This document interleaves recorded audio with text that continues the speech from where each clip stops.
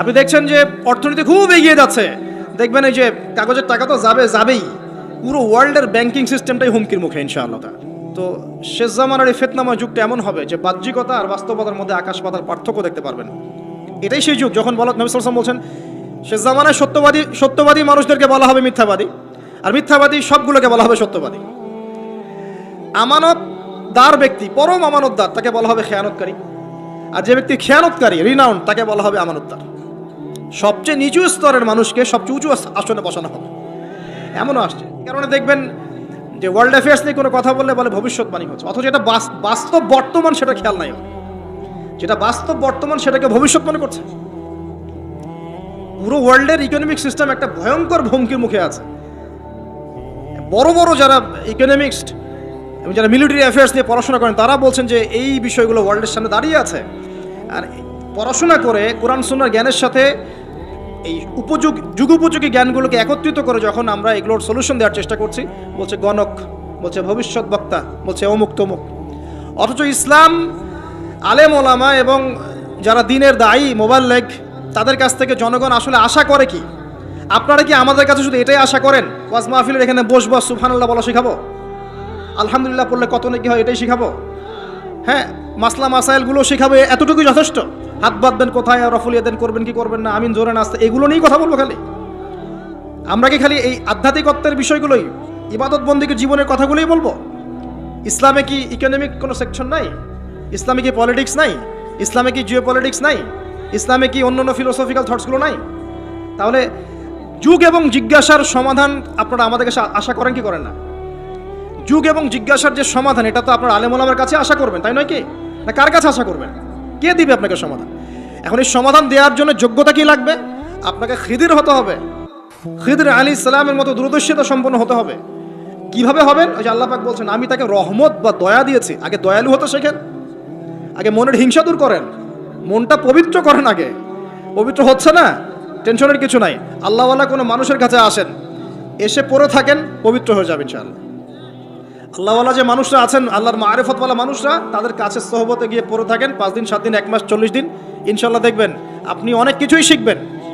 সব কিছু বইপত্র পড়ে শেখা যায় না, সব কিছু বইপত্র পড়ে আর এই সার্টিফিকেটস অর্জন করে সব শেখা যায় না। কেন শেখা যায় না? আল্লাহ পাক বলছেন আতাইনাহু রাহমাতাম মিন ইনদিনা ওয়া আল্লামনাহু মিন লাদুন্না ইলমা। এই হচ্ছে পয়েন্ট। আল্লাহ বলছেন আমি খিদিরকে আমার পক্ষ থেকে জ্ঞান শিখিয়েছি। কার পক্ষ থেকে? আমি আবার বলছি ওয়া আল্লামনাহু মিন লাদুন্না ইলমা, আমি খিদির আলাইহিস সালামকে আমার পক্ষ থেকে জ্ঞান শিখিয়েছি। আল্লাহর পক্ষ থেকে তার কাছে জ্ঞান ছিল। খিদির আলাইহিস সালাম কয়টা ডিগ্রি অর্জন করেছেন? কয়টা সার্টিফিকেট? কোন কোন স্কুল কলেজ ইউনিভার্সিটি? তিনি কি হার্ভার্ডে পড়েছিলেন? তিনি কি কেমব্রিজে পড়েছেন? আমাদের প্রাচ্যের অক্সফোর্ডে পড়েছেন? তো এখানে পড়েও খিদির হতে পারছি না কেন? তাহলে সমস্যা কোথায়? তার মানে জ্ঞান শুধুমাত্র প্রোটেস্ট্যান্ট ভার্সনে সার্টিফিকেটস অর্জন করা নয়, আর বইপত্রের খালি লেটার্সগুলোকে মুখস্থ করাই নয়, এগুলোই জ্ঞান নয়। যতক্ষণ পর্যন্ত এগুলোর আমল না আসবে এবং আল্লাহওয়ালা মানুষের সোহবতে না থাকবে, আত্মশুদ্ধি অর্জন না হবে, কলব পরিষ্কার না হবে, ততক্ষণ পর্যন্ত আল্লাহর মারিফত পাবে না। আমি কি কথা বোঝাতে পারছি? একটু উঁচু স্তরে কথা বলছি হয়তো আপনাদের সামনে, কিন্তু কথাগুলো খুব ইম্পর্টেন্ট। আপনারা পরে বুঝবেন, রেকর্ডিং হচ্ছে, পরে বারবার শুনেন। শুধুমাত্র প্রোটেস্ট্যান্ট ভার্সনে এগুলো মুখস্থ করার মধ্যে জ্ঞান সীমাবদ্ধ নয়। এটা আপনি পড়লেন, বই সার্টিফিকেটস অর্জন করলেন। আপনি ডক্টর হতে চান, আমার পাশে একজন ডক্টর বসে আছেন। এখন যদি আমি বলি যে আপনি ডক্টর হতে চান, অর্থোপেডিক্সের বইগুলো আপনাকে দিয়ে দিলাম, বাসায় গিয়ে পড়েন, ডক্টর হয়ে যান, হবে? পারবে কি কেউ করতে? তাকে মেডিকেল কলেজে ভর্তি হতে হবে, ক্লাস করতে হবে, তার চেয়ে বড় বড় ডক্টরদের সোহবতে থেকে জ্ঞান শিখতে হবে, প্র্যাকটিক্যাল করতে হবে, কত কাজ। এই কাজগুলো আমরা দিনের ক্ষেত্রে করতে চাই না। আমি একটা বিষয়ের দিকে ফোকাস করছি, খিদির না হতে পারলে সে জামানায় টেকা যাবে না। কারণ এই জামানা রিয়েলিটি আর বাস্তবতার মধ্যে কোনো মিল নাই। দূরদর্শিতা লাগবে, চিন্তা হলে নূর লাগবে। ওই যে বললাম, নূর আপনাকে অন্ধকার জাহিলিয়াতে আলোর পথ দেখাবে, অন্ধকার থেকে আলোর পথ দেখাবে ইনশাআল্লাহ। তো প্রথমে লাগবে জ্ঞান, দয়া, একটা কলবুন সালিম, প্রশান্ত হৃদয়, আল্লাহ পাকের মারিফত এবং আল্লাহর নূর অর্জন হবে কিভাবে? প্রথমে আপনি জ্ঞান অর্জন করে আমল করবেন, এরপর আল্লাহওয়ালা মানুষের কাছে থাকবেন, তাদের সাথে সম্পর্ক রাখবেন, আলেম ওলামা থেকে ডিটাচড হয়ে থাকবেন না, কখনো না। তাদের সোহবতে গিয়ে পড়ে থাকবেন। সপ্তাহে 5 দিন কাজ করছেন, 2 দিন তো ফ্রি আছেন, 2 দিনের মধ্যে 1 দিন সময় দিবেন, পারা যাবে না? বহু ওলামায়ে কেরাম বাংলার আনাচে কানাচে কাজ করছেন, অফলাইনেই অনলাইনে তাদেরকে পাবেন না আপনি। এমনও আল্লাহওয়ালা মারিফতওয়ালা মানুষ আছে বাংলাদেশের মাটিতে যাদেরকে আপনি অনলাইনে একটা ছবিও খুঁজে পাবেন না, আছে। আমরা বাধ্য হয়ে প্রকাশ হয়ে গেছি, এখন তো ছবি মূর্তি এটা আমরা তো অ্যাভয়েড করতে পারছি না। আর আমি বারবার নিষেধ করার পরেও এই কাজগুলো আপনারা করছেন, এটাকে আমি আসলে খুব একটা সাপোর্ট করি না, কিন্তু বাধ্য হয়ে যাচ্ছে অনেক সময়। আল্লাহ পাক মাফ করে দেখ, দোয়া করি, চেষ্টা করছি যেগুলো থেকে বের হওয়ার কীভাবে বের হওয়া যায়। তো শুধুমাত্র নিজে নিজে জ্ঞান অর্জন নয়, আমল দরকার, সোহবত দরকার। আর কি দরকার বললাম? কলবুন সেলিম, প্রশান্ত একটা হৃদয় দরকার, আল্লাহ নূর দরকার, মারিফত। এরপরে দেখবেন আপনি এমন কিছু দেখছেন, শুনছেন, বুঝতে পারছেন যেটা সবাই পারবে না। এখানে দেখেন 3টা ক্ষেত্রেই খিদর আলাইহিস সালাম কি সঠিক না ভুল? সঠিক না ভুল? আচ্ছা, এখন তার কাজগুলোকে মূসা আলাইহিস সালামের কাছে কি মনে হচ্ছিল, সঠিক না ভুল? ভুল। এই জামানাটা সেই জামানা যে জামানায় আপনি দেখবেন সত্য মিথ্যার মানদণ্ড উল্টে গেছে। আমানতদারকে খেয়ানতকারী বলা হচ্ছে, খেয়ানতকারীকে আমানতদার বলা হচ্ছে। প্রচন্ড রকম উগ্র একজন মানুষকে আপনি বলছেন ভালো মানুষ, কিন্তু একজন ভালো মানুষকে আপনি বলছেন উগ্র। বাহ্যিকভাবে আপনি দেখছেন ইকোনমিক প্রোগ্রেস, আসলে দেখছেন ধসে যাচ্ছে। বাস্তবতা হচ্ছে এটা ধসে যাচ্ছে। আপনি দেখছেন নারীর অধিকার একদম, আদতে নারীরা জাহান্নামী হচ্ছে বেশি বেশি। বাহ্যিকভাবে দেখছেন যে পোশাক চেঞ্জ হয়ে যাচ্ছে, ছেলের পোশাক মেয়ে, মেয়ের পোশাক ছেলে, তাই না? এটা শুধু বাহ্যিক পোশাকেই হচ্ছে না, এটা আপনার সমাজের ফাংশনাল রোলটাও চেঞ্জ হচ্ছে। সমাজের ফাংশনাল রোলের মধ্যে মেয়ে ছেলের জায়গায় আসছে, ছেলে মেয়ের জায়গা যাচ্ছে। ভিতর থেকে দেখা শেখেন, আপনি ভিতর থেকে দেখা শেখেন। দেখছি আমরা উম্মার জন্য অনেক কিছু করে ফেলছি, কিন্তু আদতে আমরা এখন ঐক্যবদ্ধই হতে পারছি না। আমরা সবাই মিলে একটা জায়গায় আসতেই পারছি না এখনো। ছোটোখাটো বিষয়গুলোকে নিয়ে অনলাইন অফলাইন গরম করে রেখে দিচ্ছে একেবারে, তাই না? অর্থাৎ বাস্তবতা হচ্ছে দিন দিন মানুষ খ্রিস্টান হচ্ছে, দিন দিন মানুষ কাদিয়ানি হচ্ছে, দিন দিন মানুষ শিয়া হয়ে যাচ্ছে, উম্মার ঐক্য বিনষ্ট হচ্ছে। মিডিয়া, প্রযুক্তি, ফাইন্যান্স সব পশ্চিমারা নিয়ে নিচ্ছে। আমরাই বসে বসে এভাবেই আছি, আপোষে ইখতিলাফ। এগুলো টোটালি টাইম ওয়েস্ট করা। আর কি বলবো, এগুলো থেকে দূরে থাকতে গিয়েও পারা যাচ্ছে না, মানুষ জোর করে টেনে নিয়ে আসছে এখানে। দূরে থাকতে গিয়েও পারা যাচ্ছে না, মানুষ জোর করে টেনে নিয়ে আসছে এখানে। সকল অবস্থায় প্রশংসা একমাত্র কার জন্যে? আল্লাহ পাকের জন্য। আল্লাহ পাক সূরা ইব্রাহিমের মধ্যে বলেছেন, লা ইন শাকারতুম লা আযীদান্নাকুম, তোমরা যদি আমার শুকরিয়া আদায় করো তবে আমি তোমাদের প্রতি আমার নিয়ামত বাড়িয়ে দেব ইনশাআল্লাহ। ওয়া লা ইন কাফারতুম ইন্না আযাবি লাশাদীদ, আর তোমরা যদি আমার প্রতি অকৃতজ্ঞ হও, শুকরিয়া আদায় না করো, তাহলে জেনে রেখো যে আমার আযাব বড়ই কঠিন। আমরা চিন্তা করি যে আল্লাহ পাক গফুর রহিম, কিন্তু ভুলে যাই যে আল্লাহ রাব্বুল আলামিন শাদীদুল ইকাব বটে। আল্লাহ পাক শুধু পরম করুণাময় অসীম দয়ালুই নন, তিনি কিন্তু একই সাথে কঠোর শাস্তিদাতাও বটে। ইন্না বাতশা রাব্বিকা লাশাদীদ, সূরা বুরুজের মধ্যে আছে না, ইন্না বাতশা রাব্বিকা লাশাদীদ, আল্লাহ পাকের আযাব, শাস্তি পাকড়াও বড়ই কঠিন। ইন্নাহু হুয়া ইউবদিউ ওয়া ইউঈদ ওয়া হুয়াল গফুরুল ওয়াদুদ, আল্লাহ পাকের পাকড়াও কঠিন, আবার আল্লাহ পাক তারপরেই বলছেন ওয়া হুয়াল গফুরুল ওয়াদুদ, তিনি পরম করুণাময় এবং প্রেমময়। সাউন্ডটা একটু ক্লিয়ার করতে পারেন। তো আমরা যেটা শিখলাম প্রথমেই, যে আল্লাহ রাব্বুল আলামিন আমাদেরকে যে হালেই রাখুক না কেন, আমরা যে অবস্থাতেই থাকি, সর্বাবস্থায় সমস্ত প্রশংসা কার জন্যে? তো আবারও বলেন আলহামদুলিল্লাহ, আলহামদুলিল্লাহ। এরপর আমরা দরুদ পাঠ করেছি। নবী সাল্লাল্লাহু আলাইহি ওয়াসাল্লাম বলেছেন, কেউ যদি তার প্রতি একবার দরুদ পাঠ করে, আল্লাহ রাব্বুল আলামিন তার উপর 10 বার রহমত বর্ষণ করবেন ইনশাআল্লাহ তাআলা। তার আমলনামা থেকে 10টা পাপ মুছে দেওয়া হবে, 10টা নেকি লিখে দেওয়া হবে, এবং তার মর্যাদা আল্লাহ পাক আরও 10 গুণ বৃদ্ধি করে দিবেন ইনশাআল্লাহ তাআলা। যারা টেনশন ফ্রি লাইফ লিড করতে চায়, দুশ্চিন্তা মুক্ত সুস্থ সুন্দর জীবন চায়, তাদের উচিত বেশি বেশি দরুদ শরীফ পড়া। কি পড়া? কারণ কি জানেন? কারণ যখন আল্লাহর কোনো বান্দা, মুহাম্মদ সাল্লাল্লাহু আলাইহি ওয়াসাল্লামের উম্মত, মুসলিম মুমিন ব্যক্তি, সে যখন নবী সাল্লাল্লাহু আলাইহি ওয়াসাল্লামের প্রতি দরুদ এবং সালাম পেশ করে, তখন এই দরুদ এবং সালামগুলো সংগ্রহ করার জন্য আল্লাহ রাব্বুল আলামিনের স্পেশাল কিছু ফেরেশতা আছেন। কি আছেন? ফেরেশতা আছেন। এই মালায়েকা বা সম্মানিত ফেরেশতাগণ সেই দরুদগুলোকে সংগ্রহ করে, সালামগুলোকে সংগ্রহ করে নবী সাল্লাল্লাহু আলাইহি ওয়াসাল্লামের রওজা বা কবরে পৌঁছে দেন এবং নবী সাল্লাল্লাহু আলাইহি ওয়াসাল্লাম এর উত্তর দিয়ে থাকেন। তো সালামের অর্থ কি? আসসালামু আলাইকুম অর্থ কি? আপনার উপর বা আপনাদের উপরে শান্তি বর্ষিত হোক। যখন আপনি বলছেন ওয়া আলাইকুমুস সালাম, এর অর্থ কি? আপনার উপরেও শান্তি বর্ষিত হোক। তো নবী সাল্লাল্লাহু আলাইহি ওয়াসাল্লাম যখন কোনো ব্যক্তির সালামের জবাবে সালামের উত্তর দিবেন, তখন সেই ব্যক্তির জীবনে শান্তি আসবে না? তার দোয়া পাওয়া গেল না? এজন্য একজন সাহাবীর বাসায় নবী সাল্লাল্লাহু আলাইহি ওয়াসাল্লাম গিয়েছেন, গিয়ে বাহির থেকে ডাকছেন এবং সালাম দিচ্ছেন। তো সেই সাহাবী শুনতে পেরেছেন কিন্তু চুপ করে আছেন। তার ছেলে এসে বলছেন, হে আমার বাবা, আল্লাহর নবী সাল্লাল্লাহু আলাইহি ওয়াসাল্লাম সালাম দিচ্ছেন, আপনি জবাব দিচ্ছেন না কেন, বের হচ্ছেন না কেন? তিনি বলছেন, তিনি 2 বার সালাম দিয়েছেন, আরেকবার সালাম দেওয়ার আগে আমি বের হব ইনশাআল্লাহ। তবে তার সালাম যত বেশি আসতে থাকবে আমার ঘরে তত শান্তি বরকত বেশি হবে। তো এটা হচ্ছে পরকালীন ব্যবসা আর কি, পরকালীন বুদ্ধিদীপ্ত সিদ্ধান্ত। নবী সাল্লাল্লাহু আলাইহি ওয়াসাল্লামের ব্যাপারে আমরা কথা বলার আগে আরও কিছু ফেজ পার করে যাব ইনশাআল্লাহ। তার আগে আরেকটা হাদিস শুনিয়ে দেই। নবী সাল্লাল্লাহু আলাইহি ওয়াসাল্লাম একদিন মসজিদ নববীর মিম্বরের উপরে আছেন। প্রথম ধাপে তিনি বলেছেন আমিন, দ্বিতীয় ধাপে উঠে বলছেন আমিন, এবং তৃতীয় ধাপে উঠে বলছেন আমিন। সাহাবায়ে কেরাম জিজ্ঞাসা করছেন রাদিয়াল্লাহু আনহুম আজমাইন যে হে আল্লাহর রাসূল সাল্লাল্লাহু আলাইহি ওয়াসাল্লাম, এভাবে তো কখনো আপনাকে আমিন বলতে শুনিনি।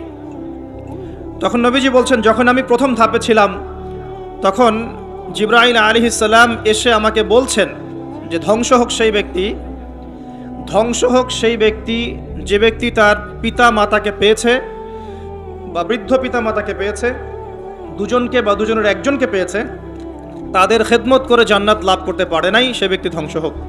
তখন নবীজি বলেছেন আমিন। আমি কি বুঝতে পারছি? আমাদের বাসায় কি পিতামাতা আছে?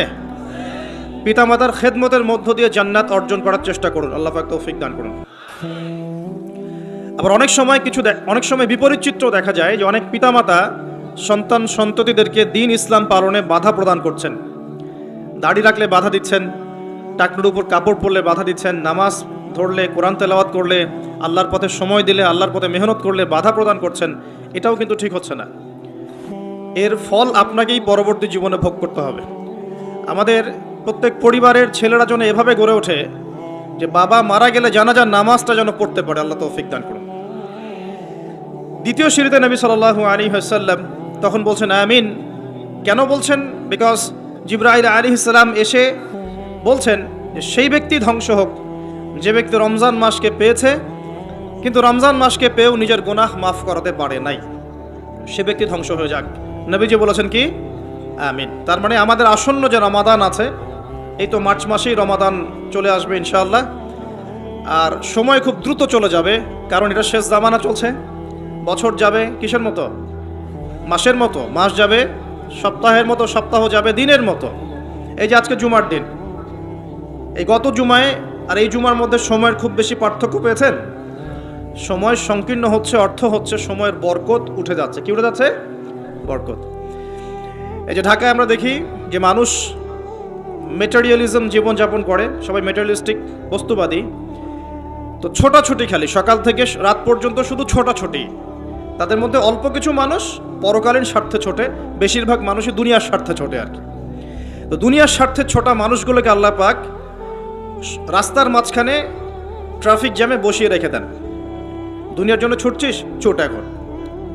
সময়টাকে হায়াতটা, নিজের জীবনের হায়াতের একটা বড় অংশ রাস্তায় ট্রাফিক জ্যামে শেষ হয়ে যায়। কোথায় যাবেন? সময় তো আল্লাহর হাতে। সময় কার হাতে?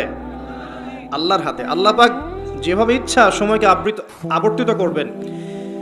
সময়ের বরকত উঠে যাওয়া অর্থ কি? সময়ের বরকত নষ্ট হয়ে যাওয়ার অর্থ হচ্ছে আমরা আমাদের 50-60 বছর হায়াতে সেই কাজগুলো করতে পারছি না যেই কাজগুলো সাহাবায়ে কেরাম রাদিয়াল্লাহু আনহুম 30-40 বছরে করে ফেলেছেন।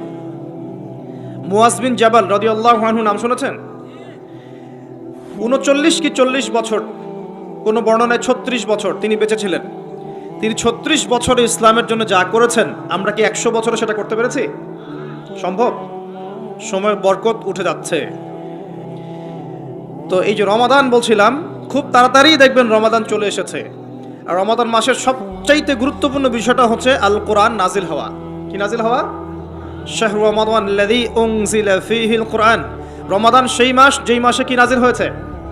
কোরআন। ইন্না আনজালনাহু ফি লাইলাতুল কদর। লাইলাতুল কদরে আমি কোরআন নাজিল করেছি। আর কদরের রাত কোন মাসে? কদরের রাত কোন মাসে? রমাদান মাসে। শেষের দশকের বিজোড় রাতগুলোর মধ্যে যে কোনো একটা রাতে কি হবে? লাইলাতুল কদর হবে ইনশাআল্লাহ। তো এই কদরের রাতে কোরআন নাজিল হয়েছে, মানে হচ্ছে রমাদান মাসে কোরআন নাজিল হয়েছে। তো রমাদান মাসের সবচেয়ে শ্রেষ্ঠ উপহারটা কি? কোরআন। তো রমাদান মাস আসার আগেই কোরআনুল কারীম তেলাওয়াত করা শিখে নেবেন ইনশাআল্লাহ। ওয়াদা করছেন? যারা পারেন আলহামদুলিল্লাহ, যারা পারেন না রমাদান আসার আগেই কোরআন তেলাওয়াত শিখতে হবে। আল্লাহ তৌফিক দান করুন। এবং যারা তো আমরা পড়তে পারি, আমাদের উচিত হবে প্রত্যেক দিন এক পারা করে তেলাওয়াত করা। কতটুকু? বাধ্যতামূলক নয়, কিন্তু প্রত্যেক দিন এক পারা করে তেলাওয়াত করলে আপনি এক মাসে এক খতম দিতে পারবেন ইনশাআল্লাহ। এতে করে প্রত্যেক মাসে কোরআনের সাথে আপনার একটা ঘনিষ্ঠ সম্পর্ক থাকবে। প্রত্যেক দিন নির্ধারিত সময়ে কোরআনের সাথে আপনার ঘনিষ্ঠ একটা সম্পর্ক থাকবে ইনশাআল্লাহ। আর কোরআনের সাথে যার ঘনিষ্ঠ সম্পর্ক থাকবে ইনশাআল্লাহ, তার কলবের মধ্যে আল্লাহর পক্ষ থেকে নূর বা আলো আসবে। কি আসবে? আচ্ছা, এটা আবার কি সেটা পরে বোঝাচ্ছি। এতটুকু বলে দেই, নূর বা আলো সেই জিনিস যা থাকলে আপনি আল্লাহর মাআরিফত পাবেন। কি পাবেন? আল্লাহর পরিচয়, আল্লাহর মাআরিফত পাবেন, আধ্যাত্মিকত্ব অর্জিত হবে ইনশাআল্লাহ তাআলা। এবং আপনি জাহেলিয়াতের অন্ধকারে এমন কিছু দেখবেন যেটা সবাই দেখতে পারবে না, এমন কিছু শুনবেন যা সবাই শুনবে না, এমন কিছু উপলব্ধি করবেন যেটা সবাই করবে না। প্রশ্ন হচ্ছে এটাও কি সম্ভব যে সবাই কিছু দেখবে না, শুনবে না, উপলব্ধি করবে না, কিন্তু আপনি পারবেন? উত্তর জানতে হলে আমাদেরকে আজকের নির্ধারিত টপিকে যেতে হবে। সেই টপিকটা স্টার্ট করছি আমি এখান থেকে। নবী মূসা আলাইহিস সালাম এবং খিদির আলাইহিস সালামের একটা জ্ঞানতাত্ত্বিক, এটাকে আমরা কি বলবো, এনকাউন্টার। মানে এনকাউন্টার মানে কি? হ্যাঁ, আচ্ছা, জ্ঞানতাত্ত্বিক এনকাউন্টার কেন বললাম? নবী মূসা আলাইহিস সালাম একদিন এমনই একটা জনসমাবেশে বা খুতবায় বক্তব্য দিচ্ছিলেন। একজন দাঁড়িয়ে বললেন, হে মূসা আলাইহিস সালাম, আপনি খুব চমৎকার বক্তব্য দিয়েছেন, আপনি খুব চমৎকার বক্তব্য দিয়েছেন, একটু মনোযোগ দেন আমার দিকে। নবী মূসা আলাইহিস সালামকে তিনি প্রশ্ন করছেন যে আপনার চাইতেও কি কোনো জ্ঞানী মানুষ পৃথিবীতে আছে? নবী মূসা আলাইহিস সালাম বলছেন যে আমার জানা মতে নাই, কারণ আমার কাছেই আল্লাহর ওহী আসছে, আর আল্লাহর ওহী যার কাছে আসবে সেই নিঃসন্দেহে জ্ঞানী মানুষ, তাই নয় কি? আল্লাহর ওহীর চাইতে কি জ্ঞানের কোনো বিকল্প উচ্চতর কোনো উৎস আছে নাকি?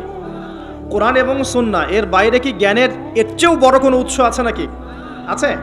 কোরআন এবং সুন্নাহ মিলে ইসলাম, আর ইসলাম একটা কমপ্লিট কোড অফ লাইফ, পরিপূর্ণতা আছে এখানে।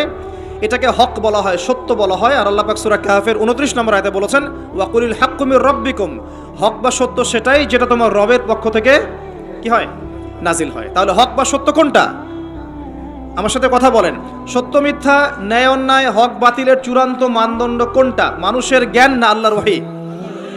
কথা কি বুঝতে পারছেন? একটু মনোযোগ দিতে হবে, কারণ আমি গতানুগতিক তো আপনাকে সুর করে কিছু বলতে পারবো না, এটা আমার দ্বারা হয় না, পারি না। আর একটু মনোযোগ রাখতে হবে এই কারণে যে একটা ফেজ মিস করে ফেললে আপনি পরে লিঙ্ক আপ করতে পারবেন না। তো হক মানে সত্য মিথ্যা ন্যায় অন্যায়, এর চূড়ান্ত মানদণ্ডটা কি? মানুষের মস্তিষ্ক প্রসূত কোনো দর্শন, সায়েন্স, আপনার মানুষের মানব রচিত কোনো বিধান, নাকি মানুষের মন গড়া কোনো ফিলসফি ইত্যাদি, মানে যুক্তি, বিজ্ঞান, দর্শন, ফিলোসফিক্যাল থটস, এগুলোর উপরে সত্য মিথ্যার চূড়ান্ত মানদণ্ডটা কি? উত্তরটা কি? সূরা কাহফের কত নম্বর আয়াতে আছে? 29 নম্বর আয়াত। আল্লাহ পাক বলেন, ওয়াকুলিল হাক্কু মির রাব্বিকুম, হক, সত্য, ন্যায় অন্যায়ের চূড়ান্ত মানদণ্ড তোমার রবের পক্ষ থেকে কি হয়? নাজিল হয়। তো তাওরাত নাজিল হয়েছিল না রবের পক্ষ থেকে? তাহলে তাওরাত ছিল ওই সময়ের হক, ছিল না হক? আচ্ছা, জাবুর কার পক্ষ থেকে নাজিল হয়েছে? আল্লাহর পক্ষ থেকে। জাবুর ছিল ওই সময়কার হক। জাবুর কার উপর নাজিল হয়েছিল? কার উপর? দাউদ আলাইহিস সালাম। তাওরাত কার উপরে? তাওরাত নবী মূসা আলাইহিস সালাম, যার ব্যাপারে কথা বলা শুরু করেছি। তো মূসা আলাইহিস সালাম বলছেন আমার কাছে তো আল্লাহর পক্ষ থেকে ওহী আসে, তার মানে তিনিই সবচেয়ে জ্ঞানী মানুষ হবেন, স্বাভাবিক, তাই নয় কি? আচ্ছা, ইনজিল কার উপর নাজিল হয়েছে? নবী ঈসা আলাইহিস সালাম। মারা গেছেন না বেঁচে আছেন? আচ্ছা, আবারও আসবেন পৃথিবীতে? এক শ্রেণীর মানুষ বিশ্বাস করে তিনি মারা গেছেন। আর এক শ্রেণীর মানুষ বিশ্বাস করে তিনি আল্লাহর সন্তান ছিলেন, নাউজুবিল্লাহ, এবং তাদের সংখ্যাও কিন্তু প্রায় 500-700 কোটি। ঠিক আছে, এই যে আমরা বলি যে বেশিরভাগ মানুষ যা বলবে সেটাই সত্য, তাই না? মেজরিটি শুড বি গ্রান্টেড, আমরা একটা কথা বলি না? তো এই যে বেশিরভাগ মানুষ বলছে ঈসা আলাইহিস সালাম আল্লাহর সন্তান, নাউজুবিল্লাহ, এখন আপনি কি বিশ্বাস করবেন? ব্যাস, আর কোনো যুক্তির দরকার আছে? এই তো প্রমাণ হয়ে গেল যে বেশিরভাগ মানুষ যা বলবে তা সবসময় সত্য হয় না। কখন সত্য হয়? যখন সেটা কোরআন এবং সুন্নাহর বা আল্লাহর বিধানের আলোকে হবে, তখন ইনশাআল্লাহ তাআলা সত্য হবে। যদি বেশিরভাগ মানুষ বলেন আপনারা যে সুদ হারাম, সত্য না মিথ্যা? বেশিরভাগ মানুষ যদি বলেন মদ হারাম, সত্য না মিথ্যা? বেশিরভাগ মানুষ যদি বলেন আপনারা যে পর্দাটা ভালো, আল্লাহর বিধান ফরজিয়াত, সত্য হবে না মিথ্যা হবে? এখন যদি বেশিরভাগ মানুষ বলে মদ হালাল, জেনা হালাল, ফ্রি মিক্সিং হালাল, গার্লফ্রেন্ড বয়ফ্রেন্ড এই প্রেম করাটা হালাল, তারপরে যে পর্নোগ্রাফি হালাল, আপনার এই যে রিবা বা সুদ হালাল, সুদ তো এখন হালালই নয়, বরং সুদ তো এখন ফরজ ওয়াজিব হয়ে গেছে আমাদের উপরে, নাকি? এটা ছাড়া মানুষ চলতে পারে নাকি? এই পুরো সুদভিত্তিক একটা দেশ না, সুদভিত্তিক বিশ্ব কায়েম করেছে একটা মানে কি বলবো, একটা গোত্র, একটা সভ্যতা, সুদভিত্তিক একটা বিশ্ব কায়েম করে ফেলেছে। এখন বিশ্বের কোনো কান্ট্রি সুদমুক্ত হতে পারবে না। বিশ্বের কোনো কান্ট্রি 100% এখন সুদমুক্ত হতে পারবেই না। শ্রীলঙ্কা দেউলিয়া হয়ে গেল কেন? কেন? One of the most important কারণ হচ্ছে রিবা। আমরা তো বলছি এখানে করাপশন ইত্যাদি, ওই মেগা প্রজেক্ট হাবিজাবি, এগুলো পরে। এর চেয়ে বড় কারণ হচ্ছে রিবা বা সুদ। এটা মানুষের রক্ত এবং শ্রম আর যে অর্থ সম্পদকে চুষে নিয়ে ফেলবে একেবারে। এ কারণে দেখবেন বিশ্বের একটা অংশ রিবার মধ্য দিয়ে অনেক ধনী হয়েছে, আর বাকি অংশগুলো কিন্তু আস্তে আস্তে পভার্টি এবং ডেস্টিটিউশনের মধ্যে গিয়েছে। রক্ত চুষে খাওয়া, এটা হলো গরিবের রক্ত সাক করা, চুষে খাওয়া। এই কারণেই হয়তোবা নবী সাল্লাল্লাহু আলাইহি ওয়াসাল্লাম যখন মেরাজের রাতে গিয়েছেন আল্লাহ পাকের সাথে সাক্ষাৎ করতে, তখন তাকে অনেক আযাব দেখানো হয়েছে না? এই আযাবগুলোর মধ্যে একটা আযাব তিনি দেখেছেন, কিছু মানুষকে রক্তের নদীতে ফেলে মাথা ফাটিয়ে দেওয়া হচ্ছে। কিসের নদী? রক্তের নদী, মাথা ফাটিয়ে দেওয়া হচ্ছে। মাথা যখন বিক্ষিপ্ত হয়ে যায়, পাথর দূরে চলে যায়, আবার পাথর ফেরেশতা নিয়ে আসতে গিয়ে মাথা আবার জোড়া লেগে যায়। রক্তের নদীতে সাঁতার কাটছে। নবী জিজ্ঞাসা করলেন সাল্লাল্লাহু আলাইহি ওয়াসাল্লাম, এরা কারা? অপরাধ কি ছিল? জিবরাইল আলাইহিস সালাম বলছেন, এরা হচ্ছে আপনার উম্মতের ওইসব ব্যক্তি যারা সুদখোর ছিল। রক্তের নদী কেন? কারণ মানুষের রক্ত চুষে এটা বড়লোক হয়েছে। আসুন, তো আমি একটা পয়েন্ট থেকে কথা বলা শুরু করেছি যে সত্য মিথ্যা ন্যায় অন্যায়ের চূড়ান্ত মানদণ্ড কি হবে? মানুষের জ্ঞান, সায়েন্স এবং যুক্তি, না আল্লাহর ওহী? কোনটা? যদি মানুষের জ্ঞান, বিজ্ঞান এবং যুক্তি আল্লাহর ওহীর অনুকূলে হয়, সেটা অবশ্যই গ্রহণযোগ্য, তাই নয় কি? অবশ্যই গ্রহণযোগ্য। আর যদি মানুষের জ্ঞান, বিজ্ঞান এবং যুক্তি দর্শনগুলো কোরআন সুন্নাহ বা আল্লাহর ওহীর বিপরীতে চলে যায়, তখন কি আপনি সেটা গ্রহণ করবেন? আচ্ছা, মেজরিটি কখন গ্রান্টেড হবে? যখন সেটা কোরআন সুন্নাহর অনুকূলে হবে ইনশাআল্লাহ। প্রতিকূলে গেলে কি নেবেন? এই যে বেশিরভাগ মানুষ যদি বলে সুদ হালাল, নেবেন? মদ হালাল, জেনা হালাল, নেবেন? আচ্ছা, এই কনসেপ্টটাকে ক্লিয়ার করেন। এবার আসেন, মুসা আলাইহিস সালাম কি বলছেন? হ্যাঁ, আমি জ্ঞানী মানুষ। ও আচ্ছা, তৃতীয় সিঁড়িটা একটু শেষ করে নেই। 3 নম্বর সিঁড়িতে নবী সাল্লাল্লাহু আলাইহি ওয়াসাল্লাম তখন তিনি বলছেন আমিন। সাহাবীরা বলছেন, কি জন্য ইয়া রাসূলুল্লাহ? তিনি বলছেন, জিবরাইল আলাইহিস সালাম এসেছেন আমার কাছে, এসে বলছেন, সেই ব্যক্তি ধ্বংস হোক যার সামনে আমার নাম উচ্চারিত হয়েছে মুহাম্মদ সাল্লাল্লাহু আলাইহি ওয়াসাল্লাম, কিন্তু নাম শুনে সে দরুদ পাঠ করে নাই। এই 3 শ্রেণীর মানুষ কি হবে? ধ্বংস। এই জন্য আমি বলেছিলাম যে নবী সাল্লাল্লাহু আলাইহি ওয়াসাল্লামের নাম আসলেই পড়বেন কি? সাল্লাল্লাহু আলাইহি ওয়াসাল্লাম। 10টা নেকি হবে, আল্লাহ 10 বার রহম করবেন, 10টা গুনাহ মাফ হবে ইনশাআল্লাহ। আপনি ধ্বংসপ্রাপ্তদের অন্তর্ভুক্ত হবেন না, আল্লাহর নবীর অভিশাপ আপনার উপরে থাকবে না ইনশাআল্লাহ তাআলা। একটা ছোট্ট কথা বলে সামনে যাই, যে নবীর নাম শুনে দরুদ পাঠ না করলেই অভিশপ্ত হতে হচ্ছে, যে নবীর নাম শুনে দরুদ পাঠ না করলেই অভিশপ্ত হতে হচ্ছে, সেই নবীর সুন্নতের খেলাফ জীবনযাপন করলে নিশ্চয়ই পুরস্কৃত হতে হবে। তাহলে কি হবে? সেই নবীর সুন্নাত, আদর্শ, ব্যক্তি, পরিবার, সমাজ, এই জীবনে যদি আমরা প্রতিষ্ঠা না করতে পারি, তাহলে নিশ্চয়ই আমরা পুরস্কৃত হব নাকি? হব? নবীর নাম শুনে দরুদ না পড়লেই সে অভিশপ্ত হচ্ছে। ধ্বংস হোক সে ব্যক্তি, যে ব্যক্তির সামনে নবীর নাম উচ্চারিত হলো, দরুদ পাঠ করলো না, ধ্বংস হোক। মানে নবী বলছেন আমিন, তার মানে নবী সাল্লাল্লাহু আলাইহি ওয়াসাল্লাম বদদুয়া করলেন, তাই নয় কি? নবীজি কি করলেন? এখানে বদদুয়া করলেন, সে ধ্বংস হোক। যেমন নবীজি ওই যে রিবা সাথে সম্পৃক্ত ব্যক্তিরা আল্লাহ এবং তার রাসূলের সাথে যুদ্ধ করে না? কোরআনে আছে, রিবা যদি তুমি না ছাড়ো, এর উপর অটল থাকো, তাহলে সে যেন আল্লাহ এবং তার রাসূলের সাথে যুদ্ধের ঘোষণা করলো। এটাকে অভিশাপ নয় কি? নবীর অভিশাপ নিয়ে চললে সারা জীবনে কি কল্যাণ এবং কামিয়াবি আসবে? নবীর নাম শুনে দরুদ না পড়লেই যদি এই শাস্তি হয়, তাহলে নিঃসন্দেহে সারা জীবন নবীর আদর্শের খেলাফ চললে কখনো শান্তি পাওয়া যাবে না। সিম্পল কথা, কি বুঝতে কঠিন মনে হচ্ছে? আচ্ছা, এবার এখানে চলে আসেন। মূসা আলাইহিস সালাম বলছেন, হ্যাঁ আমি জ্ঞানী মানুষ। আল্লাহ পাক ধরলেন, না তুমি সবচেয়ে বেশি জ্ঞানী মানুষ নও। মূসা আলাইহিস সালামের উপরে কি নাজিল হয়েছিল? তাওরাত। আল্লাহ পাক তার সাথে কথা বলেন নাই? বলেছিলেন? তুর পাহাড়ে তিনি আগুন দেখেছিলেন, আল্লাহ পাক কথা বলেছিলেন না? কালিমুল্লাহ বলা হয়। মূসা আলাইহিস সালামকে বিশাল একটা গোত্রের দায়িত্ব দেওয়া হয়েছিল, বনু ইসরাইল।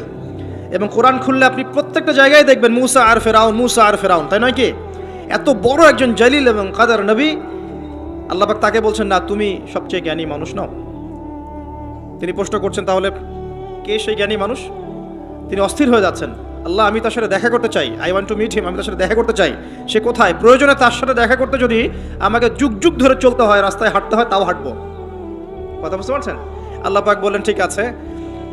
মাজমাউল বাহরাইন, দুই সাগরের মিলনস্থল বলে একটা কথা আছে। মাজমাউল বাহরাইন, দুই সমুদ্র যেখানে মিলে গেছে, সেখানে তুমি আমার ওই বান্দাকে পাবে। তার নাম হচ্ছে খিদির। কি নাম? খিদির। খিদির মানে হচ্ছে শ্যামল বা সবুজ। একটা বর্ণনা এসেছে, খিদির আলাইহিস সালাম যেখানে বসতেন সেই জায়গাটা সবুজ হয়ে যেত। এখন এই ব্যাখ্যাটা বাহ্যিকভাবে হতে পারে, এটা ইন্টারপ্রিটেশনও করা যেতে পারে। আল্লাহ ভালো জানেন কোনটা ব্যাখ্যা সঠিক। বাহ্যিকভাবেই সব সবুজ হয়ে যেত, নাকি তার জ্ঞানের আলোতে অজ্ঞতা দূর হয়ে সব সবুজ হতো, আল্লাহ ভালো জানেন। তো ব্যাখ্যার একটা সুযোগ আছে। তো তিনি সেখানে গেলেন, তার সাথে একজন সঙ্গীকে নিয়েছেন, তার নাম হচ্ছে ইউশা বিন নুন, একজন যুবক, তরুণ যুবক। তারা দুজন পথ চলছেন। চলতে চলতে চলতে চলতে তারা একটা জায়গায় গিয়ে পথটা ভুল করলেন। একটা জায়গার কথা বলে দেয়া ছিল, এই জায়গায় গেলে তোমার থলির মধ্যে যে মাছ আছে, মাছ, মৃত একটা মাছ, এটা জীবিত হয়ে সমুদ্রে লাফ দিবে। যখনই লাফ দিবে ওই জায়গায় তুমি তাকে পাবে। কাকে পাবে? খিদির আলাইহিস সালামকে। তো তিনি সেখান থেকে একটু দূরে চলে গিয়েছিলেন। এই যে পথ তিনি ভুল করলেন কিছু দূর, এটা সূরা কাহফের মধ্যে আছে শেষের দিকে। আমি প্রত্যেকটা লাইন বাই লাইন পড়লে এখানে 12টা বাজবে আর কি, 12টা বাজবে। তো তিনি পথ ভুল করলেন। যেই পথ ভুল করলেন তিনি ক্লান্ত হয়ে গেলেন, ক্লান্ত হয়ে বসে পড়লেন এবং সেই সাথীকে বলছেন, খাবার কিছু আছে, নাস্তা কিছু আছে, নিয়ে আসো। এখান থেকে আমি একটা দলিল দিই আপনাকে ছোট্ট করে। সবার মাথায় সব কিছু আসবে না, আর আমি যে ব্যাখ্যাটা দিচ্ছি এটা সঠিক হলে আল্লাহর পক্ষ থেকে, ভুল হলে আমার পক্ষ থেকে। যদি মনে হয় আপনার কাছে এটা সঠিক, তাহলে আপনি গ্রহণ করবেন। যদি আপনার কাছে মনে হয় যে না ভুল, তখন ছেড়ে দিয়েন, কোনো সমস্যা নেই। আমি আমার মত গ্রহণ করতে কাউকে কখনোই এনফোর্স করি না। তো যখন তিনি ক্লান্ত হয়ে পড়েছেন, তখন তিনি পথ ভুল করেছিলেন। আমি ফিল করছি জিনিসটা এভাবে যে জীবনে চলার পথে আমাদের গন্তব্য যদি ঠিক না থাকে, তাহলে আমরা খুব সহজেই ক্লান্ত হয়ে পড়বো। আর আমার কথা কি বুঝতে পারছেন? জীবনে চলার পথে আমাদের গন্তব্য যদি ঠিক না হয়, আমরা খুব সহজেই ক্লান্ত হয়ে পড়ব। আমাদের গন্তব্য কি? এই গন্তব্য যদি ঠিক না থাকে, যাদের গন্তব্য দুনিয়া, যাদের গন্তব্য বাড়ি গাড়ি, স্ট্যাটাস, প্রতিপত্তি, পলিটিক্যাল পাওয়ার, যাদের গন্তব্য হচ্ছে জাস্ট দুনিয়ার মোহ, তারা খুব সহজেই ক্লান্ত হয়ে পড়বেন। কিন্তু আল্লাহর পথে যারা পথযাত্রী, যাদের গন্তব্য জান্নাত, তারা কখনো ক্লান্ত হয় না। কখনো ক্লান্ত হয়? দেখবেন শেষ বয়সে বৃদ্ধ হয়ে গেছে আলেম, বৃদ্ধ হয়ে গেছেন মুহাদ্দিস, মুফাসসির, এখনও দেখবেন যে সিংহের মতো বক্তব্য দিচ্ছে, দেখেন না? তো এই বিষয়টা আমি ফিল করেছি। আর সামনে যাই, তো তিনি তাকে পেলেন। যখন রাস্তা ভুল করেছেন, তখন তার স্মরণ হচ্ছে, আরে মাছ তো নাই, মাছ কোথায় গেল? তখন ইউশা বিন নুন বলছেন, মাছ তো আগেই লাফ দিয়ে নদীতে সমুদ্রে চলে গেছে। তখন তিনি বলছেন, ওইটাই তো সেই জায়গা ছিল যেখানে তাকে পাওয়া যাবে, চলো। আবার তিনি ব্যাক করে সঠিক জায়গায় আসলেন। এবার তার গায়ে অনেক শক্তি। সঠিক জায়গায় এসে দেখলেন, হ্যাঁ, একটা পাথরের উপরে, সাখরা বলে, পাথর খণ্ড, এর উপরে খিদির আলাইহিস সালাম বসে আছেন। কে বসে আছেন? খিদির আলাইহিস সালাম। এবং তিনি তাকে সালাম দিলেন, আসসালামু আলাইকুম ওয়া রাহমাতুল্লাহ। তো খিদির আলাইহিস সালাম বলছেন, ওয়ালাইকুম আসসালাম ওয়া রাহমাতুল্লাহ। এই জনমানব শূন্য জায়গায় সালাম কোত্থেকে আসলো? তখন মূসা আলাইহিস সালাম বলছেন যে, আমি মূসা। আমি কে? মূসা। খিদির আলাইহিস সালাম বলছেন, তুমি কি বনু ইসরাইলের মূসা? তুমি কি বনু ইসরাইলের মূসা? তার মানে খিদর আলাইহিস সালাম বানু ইসরাইলের কেউ নন। কথা কি বোঝা যায়? যদি তিনি বানু ইসরাইলের কেউ হতেন তাহলে বলতেন না তুমি কি বানু ইসরাইলের মূসা। তার মানে তিনি বানু ইসরাইলের বাইরের কেউ, ওই গোত্রের ওই সম্প্রদায়ের নন তিনি। তো এখন তিনি বলছেন, আমি একটু পড়ে শোনাই। ক্বালা লাহু মূসা, মূসা আলাইহিস সালাম তাকে বলছেন, হাল আত্তাবিউকা আলা আন তুআল্লিমানি মিম্মা উল্লিমতা রুশদা। মূসা আলাইহিস সালাম তাকে বলছেন, হে খিদর আলাইহিস সালাম, আমি কি আপনার অনুসরণ করতে পারি এই শর্তে যে আল্লাহ আপনাকে যা শিক্ষা দিয়েছেন সেখান থেকে আমাকে কিছু শেখাবেন। স্টুডেন্টের মতো আসলেন। এবার খিদর আলাইহিস সালাম কি বলছেন, ইন্নাকা লা তাস্তাতিআ মাইয়া সাবরা, আমি তো শেখাতে চাই কিন্তু তুমি তো আমার সাথে সবর করতে পারবে না। কি পারবে না? তুমি আমার সাথে ধৈর্য ধরতে পারবে না। একজন টিচার কি কখনো এমন কথা বলে স্টুডেন্টকে? কোন পর্যায়ের জ্ঞান, হিকমা, প্রজ্ঞা, আধ্যাত্মিকত্ব থাকলে একজন মানুষ আগে থেকেই বলতে পারে যে তুমি তো আমার সাথে সবর করতে পারবে না? এই গল্পের শেষে আপনি দেখবেন সত্যি সত্যি মূসা আলাইহিস সালাম সবর করতে পারেন নাই। আচ্ছা, মূসা আলাইহিস সালাম বলছেন যে তিনি বলছেন ওয়াকাইফা তাসবিরু মা লাম তুহিত বিহি খুবরা, তুমি কেমন করে সবর করবে যে তোমাকে তো এই বিষয়ে কোনো খবরই দেয়া হবে না। ক্বালা সাতাজিদুনি ইনশাআল্লাহু সাবিরান ওয়া লা আ'সি লাকা আমরা। মূসা আলাইহিস সালাম বলছেন ইনশাআল্লাহ আপনি আমাকে ধৈর্যশীল পাবেন এবং আমি আপনার কাজে কোনো রকমের ভ্যাটো দিব না, বাধা দিব না। আপনি করেন যা ইচ্ছা, আমি আপনার কাজে কোনো বাধা দিব না। আচ্ছা, এবার তারা চলতে লাগলেন। ওকে, তিনি বললেন ক্বালা ফাইন ইত্তাবা'তানি ফালা তাসআলনি আন শাই। খিদর আলাইহিস সালাম বলছেন তুমি যদি আমাকে ফলো করতেই চাও তাহলে আমাকে কোনো প্রশ্ন করতে পারবে না। আমি যা করব চুপচাপ দেখতে হবে, পরে আমি তোমাকে জানিয়ে দেব, কিন্তু তোমার কোনো প্রশ্ন করা চলবে না। এমন কোনো টিচার দেখেছেন ছাত্রকে বলে প্রশ্ন করতে পারবে না? যা পড়াচ্ছি পড়ো, যা বোঝাচ্ছি বুঝো, যেমনে চালাচ্ছি চলাও। পৃথিবীর সবচেয়ে জ্ঞানী মানুষ কে? খিদর আলাইহিস সালাম। এবার চলছেন, ফানসালাকা, তারা দুজন চলতে লাগলেন, হাত্তা ইযা রাকিবা ফিস সাফিনা খারাকাহা। আমি শর্ট করে বলছি। তারা চলতে লাগলেন একটা নৌকা, এই নৌকায় করে তারা একটা নদী পার হলেন। এই নৌকার যে মাঝি বিনা পারিশ্রমিকেই তাদেরকে পার করালো। কিনারায় যাওয়ার আগেই খিদর আলাইহিস সালাম নৌকার তলদেশটা ফুটা করে ফেললেন। কাজটা কি ঠিক হলো? বিনামূল্যে একজন আমাকে সার্ভিস দিল এবং খিদর আলাইহিস সালাম তার তলদেশ ফুটা করে ফেললেন। মূসা আলাইহিস সালাম এবার দেখে বলছেন যে আপনি এটা কি করলেন? লাকাদ জি'তা শাইআন ইমরা, আপনি একটা জঘন্য কাজ করে ফেললেন। যারা আমাদের এত উপকার করলো আপনি তার তলদেশ ফুটা করে ফেললেন। এবার খিদর আলাইহিস সালাম বলছেন আমি তো বলেছিলাম, আলাম আকুল লাক, আমি তোমাকে কি বলি নাই, ইন্নাকা লা তাস্তাতিআ মাইয়া সাবরা, তুমি আমার সাথে সবর করতে পারবে না। এবার মূসা আলাইহিস সালাম বলছেন যে ঠিক আছে, লা তুআখিযনি বিমা নাসিত ওয়া লা তুরহিকনি মিন আমরি উসরা, আমি যেটা ভুলে গিয়েছিলাম এই বিষয়ে আমাকে আর পাকড়াও করেন না, এরপর থেকে আমি আর কোনো সমস্যা করব না ইনশাআল্লাহ। ঠিক আছে। আবার তারা চললেন। চলতে পথে এবার একটা বালকের দেখা, ছোট্ট। ফানতালাকা হাত্তা ইযা লাকিয়া গুলামান ফাকাতালাহ, এবার তারা চলতে গিয়ে একটা গোলাম, মানে কি ছোট বালককে গোলাম বলে না? জান্নাতে গিলমান থাকবে না, ছোট ছোট বাচ্চারা, গোলাম, তাকে ডেকে নিয়ে এসে খিদর আলাইহিস সালাম হত্যা করে ফেললেন, একদম জবাই। এটা কি হলো? এটা তো নৌকা ফুটা করাকেই তিনি চ্যালেঞ্জ করলেন, এবার তো বাচ্চাকে জবাই করে ফেলেছে। এবার তিনি বলছেন যে সুবহানাল্লাহ, ক্বালা আকাতালতা নাফসান যাকিয়াতান বিগাইরি নাফস লাকাদ জি'তা শাইআন নুকরা, আপনি নিষ্পাপ পবিত্র একটা বাচ্চাকে এভাবে হত্যা করে ফেললেন, আপনি তো একটা জঘন্য অপরাধ করে ফেললেন। কে বলছেন এই কথা? মূসা আলাইহিস সালাম। আবার তিনি বলছেন ক্বালা আলাম আকুল লাক ইন্নাকা লা তাস্তাতিআ মাইয়া সাবরা, আমি কি তোমাকে বলি নাই তুমি আমার সাথে সবর করতে পারবে না? শেষবারের মতো ক্বালা ইন সাআলতুকা আন শাইইন বা'দাহা ফালা তুসাহিবনি, এরপর যদি আমি আর একটা কোশ্চেন করেছি তাহলে আমাকে আর সাথে নিয়েন না। কে বলছে কথা? মূসা আলাইহিস সালাম, যিনি বলছেন আমি জ্ঞানী মানুষ, যার উপর তাওরাত নাযিল হচ্ছে। এবার ফানতালাকা, তারা চললেন, হাত্তা ইযা আতায়া আহলা ক্বারিয়াতিন ইসতাতআমা আহলাহা ফাআবাউ আন ইউদাইফুহুমা ফাওয়াজাদা ফিহা জিদারান ইউরিদু আন ইয়ানকাদ্দা ফাআকামা ক্বালা লাউ শি'তা লাত্তাখাযতা আলাইহি আজরা। ঘটনা হচ্ছে এই যে তারা এবার চলতে পথে একটা গ্রামে প্রবেশ করলেন। গ্রামের লোকজনের কাছে মেহমানদারি চাইলেন, পানি, খাবার, নাস্তা পানি কিছু হবে। কোনো মেহমানদারি পেলেন না। অনেকটা আমাদের দ্য সিটি অফ আখিরুজ্জামানের মতো আর কি, আমাদের হচ্ছে পশ্চিমা সভ্যতার যে বস্তুবাদী জীবন ব্যবস্থা, প্রতিবেশীকে খোঁজ নেওয়ার সময় নাই, ভিক্ষুক আসলে মাফ করো। আচ্ছা না, এখন কি মানুষের উপকার করতে খুব বেশি পছন্দ করে? সত্যি কথা বলেন দেখি, বেশিরভাগ মানুষই কি এখন মানুষের উপকার করতে পছন্দ করে? বরং বাসায় মেহমান আসলে মানুষ বিরক্ত হয়। বাসায় মেহমান আসলে কি হয়? মানুষ বিরক্ত হয়, মুখে না বললেও মনে মনে বিরক্ত হচ্ছে, কবে যাবে। বাসায় গেলে জিজ্ঞাসা করে খেয়ে আসছেন না, গিয়ে খাবেন, জিজ্ঞেস করে না? তো মানুষ কিন্তু এখন বস্তুবাদী। এই যে গ্রামটা ছিল এমনই হয়তো বা, সেই গ্রামের মানুষ খাবার দিচ্ছে না, সিম্পল একটা একটা সৌজন্যবোধ যে খাবার পানিতে আপ্যায়ন করছে না। কিন্তু খিদর আলাইহিস সালাম দেখলেন ওই গ্রামের কোনো একটা বাসার একটা দেয়াল পড়ে গেছে, ধসে গেছে। এই দেয়ালটাকে তিনি নিজের হাতে পুরো নির্মাণ করে শক্ত একটা জায়গায় নিয়ে গেলেন। এটা দেখে মুসা আলাইহিস সালাম বলছেন, আপনি চাইলে কিছু আজর বা প্রতিদান নিতে পারতেন, কিছু পারিশ্রমিক নিতে পারতেন। মেহমানদারি করলো না, কিছু পারিশ্রমিক নিলে আমরা কিছু কিনে খেতে পারতাম। তো এবার খিদর আলাইহিস সালাম বলছেন, হাদা ফিরাকু বাইনি ওয়া বাইনাক, এই হলো তোমার আর আমার মাঝের ফিরাক, মানে বিচ্ছেদ। এরপরে তোমার সাথে আমার আর পথ চলা হলো না। আমাদের নবী মুহাম্মদ সাল্লাল্লাহু আলাইহি ওয়াসাল্লাম বলেছিলেন হাদিসের মধ্যে, যদি সেদিন মুসা আলাইহিস সালাম এভাবে কাউন্টার প্রশ্নগুলো না করতেন, অনেক জ্ঞান হয়তো শেখা যেত। কিন্তু এটা হলো না।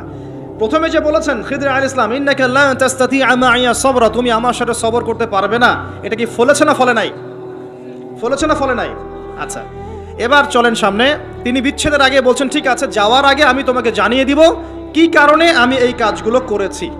এক নাম্বার, আমি যে নৌকাটা ফুটা করেছিলাম, আমি শর্ট করে বলছি, ওই নৌকা যদি ফুটা না করতাম তাহলে এই সমুদ্রের পিছনে একটা জলদস্যুদের দল ছিল, এরা ভালো ভালো নৌকাগুলোকে হাইজ্যাক করে, সিজ করে নেয়।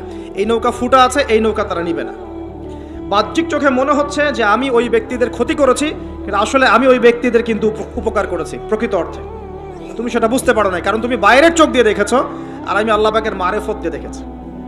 কথা কি বুঝতে পারছেন? দ্বিতীয় যে বাচ্চাটাকে আমি খুন করেছি, বা খুন না, এটা খুন বলা ঠিক হবে না, হত্যা করেছি, সেই বাচ্চাটাকে আমি নিজের ইচ্ছায় হত্যা করি নাই, আল্লাহ পাকের আদেশে করেছি। কারণ এই বাচ্চা যদি বড় হতো তাহলে এই বিশ্বের বড় কাফেরদের একজন হতো। যদি ফেরাউনকে ছোটবেলায় কেউ হত্যা করতো তাহলে কি ফেরাউন বড় হতো? আচ্ছা, যাই হোক, যদিও এটা তাকদীর বা কদর,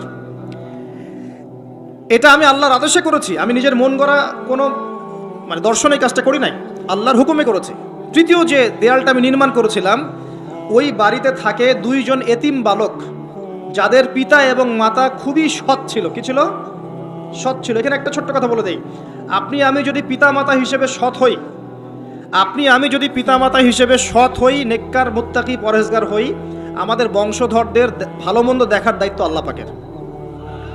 এই যে খিদর আলাইহিস সালাম বহু বছর পর সেখানে এসেছেন, পিতামাতা অনেক আগেই মারা গেছেন, ওই খিদর আলাইহিস সালামের হাতে এতিম বালকের খেদমত আল্লাহ পাক করে দিলেন। বুঝতে পারছেন কথা? এতিম দুই বালকের এই দেয়াল ছিল, এই দেয়ালের নিচে ওই দুই এতিম বালকের পৈতৃক রেখে যাওয়া কিছু সম্পত্তি আছে মাটির নিচে। যদি দেয়াল নির্মাণ না করতাম, মানুষ ওই সম্পদ নিয়ে চলে যেত। এখন দেয়াল দিয়ে আমি এটাকে শক্ত করে দিয়েছি, এরা যখন বড় হবে তখন সেই সম্পদ পাবে। তো বাহ্যিকভাবে তোমার কাছে মনে হয়েছে আমি বিনা পারিশ্রমিকে অহেতুক একটা কাজ করছি, কিন্তু সত্যিকার অর্থে আল্লাহর হুকুমে আমি সেটা দেখেছি যা তুমি দেখতে পারো নাই, আমি সেটা বুঝেছি যা তুমি বুঝতে পারো নাই। এরপরে তাদের বিচ্ছেদ হয়ে যায়। আমি আপনাকে একটু দেখাই যে এখানে দেখুন, তিনটা ক্ষেত্রেই মুসা আলাইহিস সালাম বাহ্যিকতাকে প্রাধান্য দিয়েছেন, কিন্তু খিদর আলাইহিস সালাম ইন্টারনাল আইজ, বা আমরা যেটাকে বলি ইন্টারনাল অবজারভেশন, এটাকে প্রাধান্য দিয়েছেন।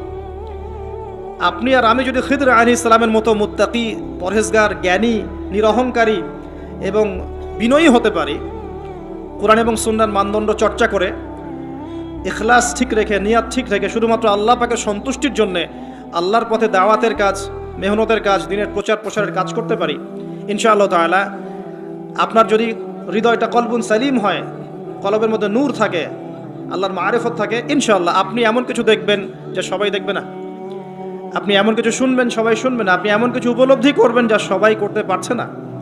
এখানে তিনটা ক্ষেত্রেই খিদর আলাইহিস সালাম এমন কিছু দেখেছেন, বুঝেছেন যা মুসা আলাইহিস সালাম পারেন নাই।